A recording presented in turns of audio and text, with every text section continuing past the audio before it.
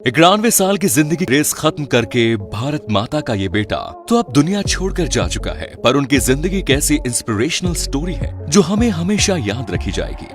हम बात कर रहे हैं मिल्खा सिंह जी की। मिल्खा सिंह जी ने आजादी के बंटवारे का जो दर्द सहा, उसे सुनकर आपका दिल पसीज जाएगा। मिल्खा सिंह ने उस समय जब सुविधाओं की बहुत कमी हुआ करती थी, तब इतने मेडल भारत की झोली में डाल दिए कि जितने आज तक कोई भारतीय एथलीट नहीं डाल पाया। हम इस वीडियो में मिल्खा सिंह जी के बारे में ऐसी बातें आपको बताएंगे जिनसे शायद आप अनजान होंगे। तो चलिए वीडियो शुरू करते हैं। मिल्खा सिंह जी का जन्म 20 नवंबर 1929 में लियालपुर में हुआ। लियालपुर उस समय हिंदुस्तान में ही था और बंटवारे के बाद वो पाकिस्तान के हिस्से में चला गया। मिल्खा सिंह के पिता लियालपुर के बहुत इज्जतदार किसान थे। मिल्खा सिंह की ट्रेनिंग की शुरुआत उस समय हो गई थी जब वो स्कूल में पढ़ा करते थे। वो अपने गांव से 10 किलोमीटर दूर स्कूल जाया करते थे, जिस 10 किलोमीटर के सफर में वो कई बार दौड़ कर भी जाया करते थे। भारत पाकिस्तान बंटवारे के बाद कत्लेआम मच गया, इसलिए बहुत से लोग पाकिस्तान से भारत और बहुत से लोग भारत से पाकिस्तान अपनी जान बचाने को भाग रहे थे। लेकिन मिल्खा सिंह के पिता ने यह फैसला किया कि वो अपनी धरती, अपनी जमीन छोड़कर नहीं जाएंगे। कुछ दिनों के बाद ही मिल्खा सिंह के पिता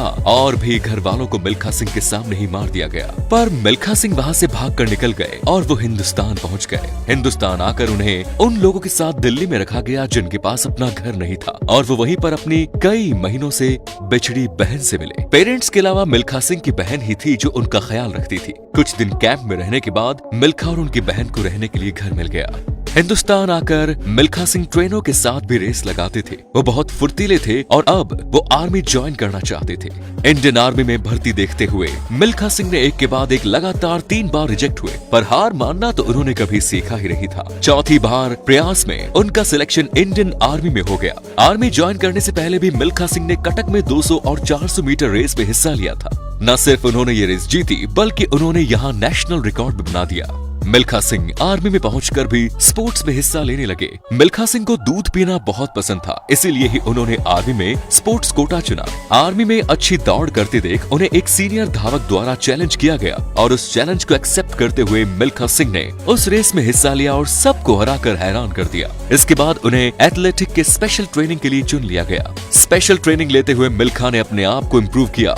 मिल्खा सिंह ट्रेनिंग इतनी कड़ी कर रहे थे कि उनके पसीने से 2 लीटर की बोतल भर जाए। ट्रेनिंग करते हुए उनके पैरों से कई बार खून भी आने लगता था। ये उनकी कड़ी मेहनत का ही नतीजा था कि उसी दौरान जब पटियाला में एक प्रतियोगिता का आयोजन हुआ, तो वहां उन्होंने 400 मीटर की दौड़ में एक नेशनल रिकॉर्ड बना डाला। उन्होंने ये रेस 47.9 सेकंड में पूरी कर दी। इससे पहले ये रिकॉर्ड 48 सेकंड का था। पटियाला में रिकॉर्ड ब्रेकिंग परफॉर्मेंस के बाद मिल्खा सिंह को 1956 में होने जा रहे मेलबर्न ओलंपिक में जाने का मौका मिला। मेलबर्न ओलंपिक मिल्खा सिंह का पहला ओलंपिक था। इवन एक्सपीरियंस की कमी की वजह से वो ये कोई खास प्रदर्शन नहीं कर पाए। मेलबर्न में हार के बाद मिल्खा सिंह को खुद पर बहुत गुस्सा आया, क्योंकि उन्होंने यहाँ कुछ ऐसी गलतियां की थी जो नहीं करनी चाहिए थी। इन सब से सबक लेकर मिल्खा सिंह ने अपनी ट्रेनिंग का टाइम और फोकस दोनों चीजें बढ़ा दी।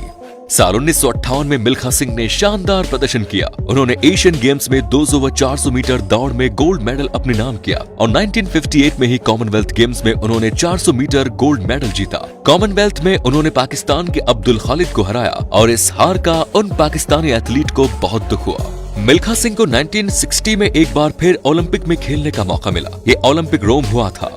रोम में ओलंपिक में जाने से पहले मिल्खा सिंह ने 80 रेसों में हिस्सा लिया था, जिसमें उन्होंने 77 जीत ली थी। इसीलिए सबको उम्मीद थी, न सिर्फ भारतीयों को, सभी को उम्मीद थी कि मिल्खा सिंह ही है जो ये रेस जीतेंगे। रोम ओलंपिक में मिल्खा सिंह ने लगातार अच्छा प्रदर्शन किया और एक के बाद एक रेस जीतते हुए फाइनल में पहुंच गए। फाइनल में भी रेस शुरू होने के कुछ ही सेकंड्स के बाद मिल्खा सिंह सबसे आगे निकल गए, और वो यहाँ बहुत नर्वस थे। उन्हें लगा कि वो काफी आगे हैं, इसलिए उन्होंने पीछे मुड़कर देखा। इस स्प्रिंटिंग में एक एक पल्स बहुत मायने रखता है। मिल्खा के पीछे देखते ही उनकी थोड़ी सी स्पीड कम हुई और 3 एथलीट उनसे आगे निकल गए। मिल्खा सिंह ये फाइनल हार चुके थे, जिसका अफसोस उन्हें पूरी जिंदगी भर रहा। साल 1960 में मिल्खा सिंह को पाकिस्तान की तरफ से एक चैलेंज की तरह आमंत्रित किया गया। मिल्खा सिंह ने पाकिस्तान जाने से मना कर दिया, क्योंकि यहाँ उनके माँ बाप के कत्ल की दर्दनाक यादें जुड़ी हुई थी। मिल्खा सिंह पाकिस्तान नहीं जाना चाहते थे, पर तब के प्रधानमंत्री श्री जवाहरलाल नेहरू ने मिल्खा सिंह से बोला कि वक्त हर मरहम को भर देता है, आज देश के लिए तुम इस प्रतियोगिता में हिस्सा लो। प्रधानमंत्री की बात मानकर मिल्खा सिंह पाकिस्तान जाने को तैयार हो गए। इंडिया और पाकिस्तान का आज के क्रिकेट की तरह तब का ये हाई टेंशन मैच था। पाकिस्तान की तरफ से वही एथलीट इस रेस में हिस्सा ले रहे थे जिन्हें 1958 के कॉमनवेल्थ गेम्स में मिल्खा सिंह ने हराया था। पाकिस्तानी एथलीट अब्दुल खालिद का इरादा उस हार का बदला लेने का था जो 2 साल पहले मिल्खा सिंह से मिली थी। जब वो रेस शुरू हुई तो मिल्खा सिंह एक झटके में सबसे आगे निकल गए। उनके आसपास कोई भी नहीं था। उनकी रफ्तार को वहां बैठे सभी लोग देखकर हैरान रह गए। पाकिस्तानी एथलीट अब्दुल ये रेस खत्म होने तक मिल्खा सिंह से कई मीटर पीछे रह गए। मिल्खा सिंह की रफ्तार देखकर पाकिस्तान के राष्ट्रपति जनरल अयूब खान ने मिल्खा सिंह को मेडल पहनाते हुए कहा कि तुम आज दौड़े नहीं हो, उड़े हो। अयूब खान ने ही उनको फ्लाइंग सिख का नाम दिया। मिल्खा सिंह की जिंदगी पर एक मूवी भी बन चुकी है जिसका नाम भाग मिल्खा भाग है। जब मिल्खा सिंह के पिताजी का कत्ल हुआ था तब उनके यही शब्द थे जो इस मूवी का नाम है। मिल्खा सिंह की जिंदगी पर बनी ये मूवी हिंदुस्तान की सबसे बड़ी मोटिवेशनल मूवी में से एक है।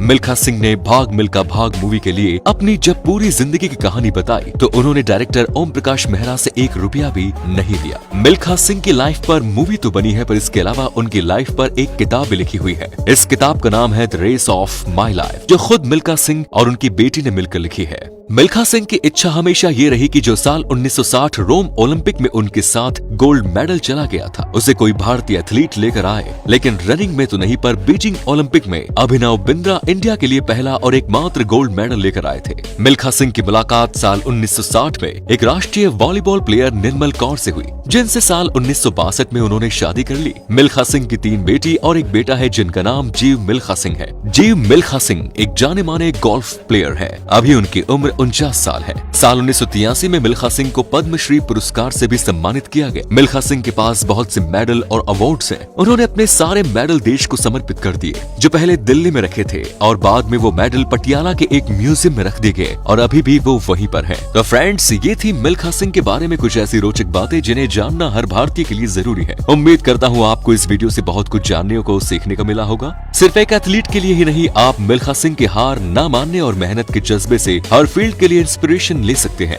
अगर आपको इस वीडियो से मोटिवेशन मिला तो मिल्खा सिंह के सम्मान में वीडियो को एक कमेंट जरूर करें। अच्छा लगा तो लाइक शेयर और कमेंट करें। हमें कमेंट पढ़ने में बहुत मजा आएगा। साथ ही हमारे फेसबुक पेज को फॉलो करना ना भूलें। धन्यवाद।